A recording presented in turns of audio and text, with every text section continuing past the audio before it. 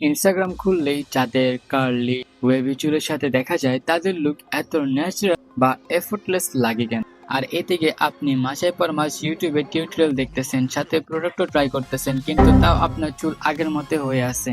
এগুলো দেখা পর তোমার নিশ্চয় মনে হয়েছে যে কার্লি চুলের জন্য জেনেটিক্স ম্যাটার করে।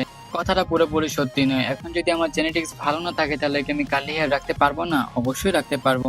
তাই এই ভিডিওতে আমি এমন 3টি পদ্ধতি নিয়ে এসেছি যার মাধ্যমে তুমি জানতে পারবা how to get curly hair. এর ভিতরে কিছু পদ্ধতি সাময়িক এবং কিছু পদ্ধতি লং টাইম অনুযায়ী। তো ভিডিওটা শুরু করা যাক। 1 নম্বর ট্রিক, হিট স্টাইলিং। এটি সবচেয়ে দ্রুত এবং সহজ পদ্ধতি। একটি কার্লিং আয়রন বা ফ্ল্যাট আয়রনের মাধ্যমে তুমি তোমার চুলগুলো কার্লি করতে পারো। এর ফলাফল সত্যিই খুব শার্প এবং স্টাইলিশ লাগে। কিন্তু কার্লিং আয়রন দিয়ে আপনি সফট বিচ ওয়েভস কার্লি রাখবেন নাকি টাইট ডিফাইন্ড কার্লিং রাখবেন, সেটা সম্পূর্ণ আপনার পছন্দ। তবে হিট ব্যবহার করার আগে হিট প্রোটেক্টেন্ট ব্যবহার করতে হবে। এটা লাগানো খুব জরুরি, তা না হলে হিট ধীরে ধীরে চুলে ক্ষতি করতে পারে, এক কথায় টাকলা হয়ে যাওয়া। আর সত্যি কথা হলো এই পদ্ধতিটি সাময়িক। চুল ভেজানোর সাথে সাথে এই কার্ল গুলো চলে যায়। সাধারণত এই লুকটি মাত্র একদিনের জন্য হয়ে থাকে। তাই হিট স্টাইলিং গুলো বিশেষ কোনো অনুষ্ঠানে বা ফটোশুটে ব্যবহার করার জন্য জরুরি। 2 নম্বর পদ্ধতি, সি সল্ট স্প্রে। এই পদ্ধতি তাদের জন্য যারা হিট এবং কেমিক্যাল ছাড়াই ন্যাচারাল কার্লি হেয়ার লুক। প্রথমে ভালোভাবে চুলগুলো ধুয়ে নিতে হবে, তারপর শুকাতে দিতে হবে।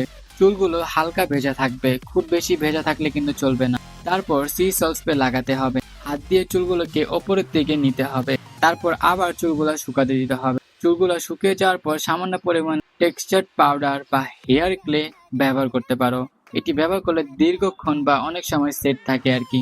এই পদ্ধতি ব্যবহার করলে আপনি পাবেন একটা ন্যাচারাল, মেসি এবং স্টাইলিশ কার্লি লুক। কিন্তু এটিও একটি সাময়িক পদ্ধতি। চুলগুলো ধোয়ার পর সাথে সাথে কার্লগুলো চলে যায়। তবে এটিও আগের পদ্ধতির মতো কোনো ওকেশনে গেলে বা কোনো অনুষ্ঠানে গেলে বা ফটোশুট করতে গেলে এই ট্রিকটি ব্যবহার করতে পারো। 3 নম্বর পদ্ধতি, পাম্প ট্রিটমেন্ট।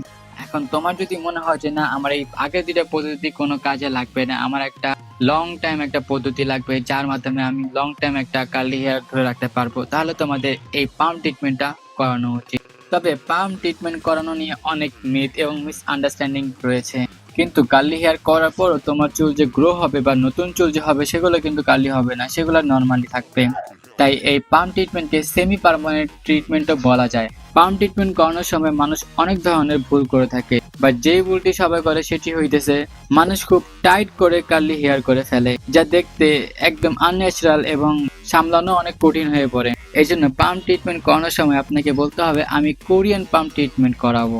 এবং পাম্প ট্রিটমেন্ট করানোর পর চুলে 3 দিন কোনো কিছু লাগানো যাবে না, কোনো কিছু না, পানি পর্যন্ত না। যদি তুমি পানি বা অন্য কিছু লাগাও তাহলে কিন্তু ট্রিটমেন্টের বেশি ভালো ফলাফল পাবা না। বাট এইটা সত্যি, পাম্প ট্রিটমেন্ট করানোর ফলে তোমার লুক একদম বদলে যেতে পারে। কিন্তু ট্রিটমেন্ট করানোর পর কিন্তু চুলের একটা যত্ন নিতে হবে। সেই যত্নটা কিন্তু অনেক ইম্পর্টেন্ট। তুমি যত যত্ন করবা তত তোমার চুলগুলো আরো বেশি সুন্দর হবে এবং বেশি ভালো মানাবে। যদি যত্ন না করতে পারো তাহলে কিন্তু হবে না। তো এই ছিল আজকের এই 3টি পদ্ধতি। আবার আমি মনে করাই দিই, সাময়িক পদ্ধতির জন্য তোমার সি সল্ট স্প্রে বা হেয়ার স্টাইলিং ব্যবহার করবা, এবং লং টাইমের জন্য pump treatment, Korean pump treatment. আর আপনার কাছে যদি এই কার্লি হেয়ার যদি ঝামেলা মনে হয় তাহলে তোমরা ওয়েভি চুল রাখতে পারো। আমি এই ভিডিওতে বলে দিয়েছি যে কিভাবে ওয়েভি চুল রাখতে পারবা, তো তোমাদের এই ভিডিওটা দেখা উচিত। ভিডিওটা ভালো লাগলে লাইক দিবা এবং চ্যানেলটা সাবস্ক্রাইব করে দিও।